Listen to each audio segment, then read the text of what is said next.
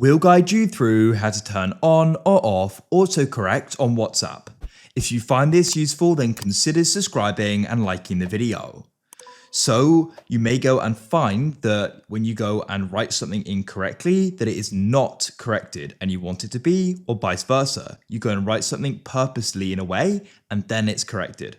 So we're going to guide you through how you can go and turn the setting on or off. So what you need to do is come into a chat when your keyboard is open.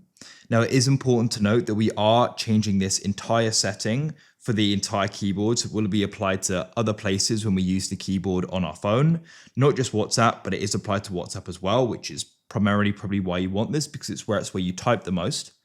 So when you're in here, what you can do is, if you've typed anything, go and press the squares to the left, and then you can go and see the settings option at the top.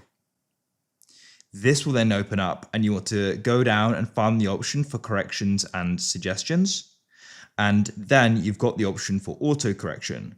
And what you can do is you can go and have it on or off, and you can do the same for auto capitalization as well.